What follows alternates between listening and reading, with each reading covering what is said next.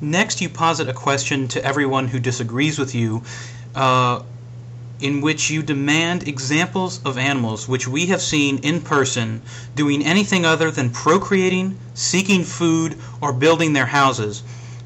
First, let me inform you that a behavior known as sleeping has been observed in most, if not all, members of the animal kingdom, and it's not an activity which you listed, yet it is something that's very common. I'm surprised you missed that. Now, in addressing the intention of your question, you are trying to make a point about animals and how they operate on pure instincts, whereas we humans do not, apparently. Never mind that this belief is a childishly simplistic view of our place in the animal kingdom, and never mind that you do not support this assertion with evidence, but rather require your critics to provide counter-evidence, which is a burden of proof fallacy. You are stuck in your own trap, because it is you who claim that we cannot know the minds of animals, yet now you claim to know that their minds are empty.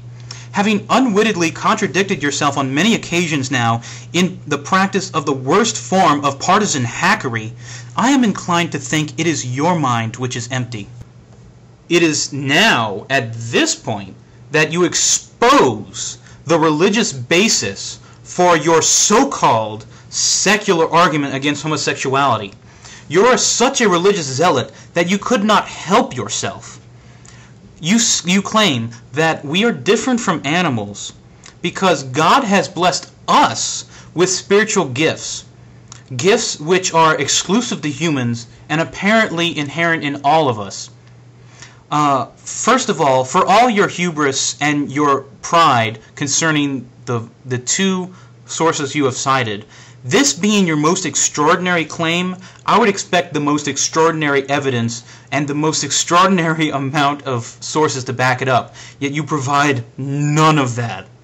Allow me to break down each of these so-called gifts. Wisdom, which we can both agree that not every human possesses, apparently.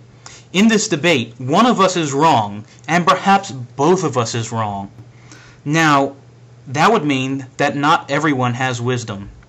Next, understanding.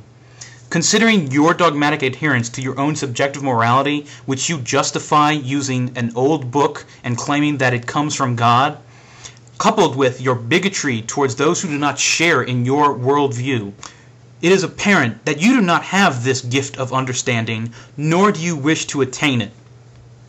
Next comes counsel. Sorry, but I don't have voices in my head which tell me what to do. Do you? I sure hope not. Fortitude or courage. If an animal didn't have something akin to fortitude, it most likely wouldn't survive the rigors of natural selection. There may be circumstances in which an animal does not require fortitude because it's in somewhat of a cushy position, but I would think most animals require fortitude, especially predators. Without courage would surely starve. Even hyenas or any other form of scavengers still require courage to come out and take part in some other animal's kill, because that other animal can always return for seconds. Next is knowledge. Something attained through study and is not just given. And furthermore is linked to understanding and wisdom. Something we can both agree again that one or both of us does not possess. Finally comes piety and fear of the Lord.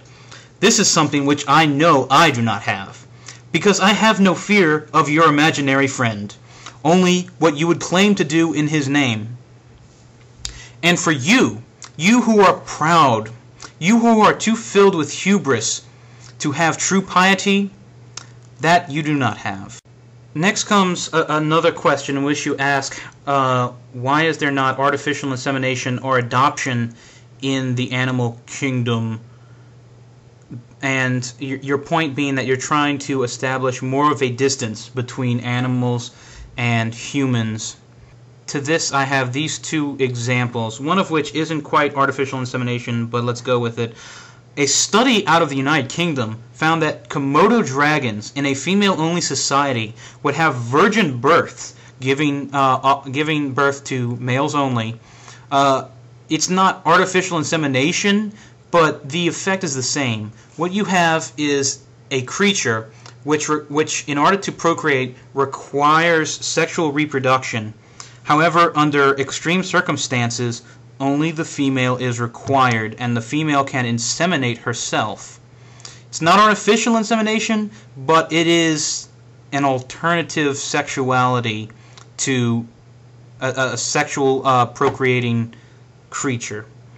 Furthermore, in terms of your issue with adoption among animals, there are many species which adopt orphans of other parents, and a number still of species which adopt orphans from other species. Among birds, there's even the practice of brood parasitism, in which species A puts its egg in the nest of species B, and species B adopts this egg and raises the chick of species A as one of her own chicks, while the mother of species A just kind of flies off to go make more nests and do whatever it is she does.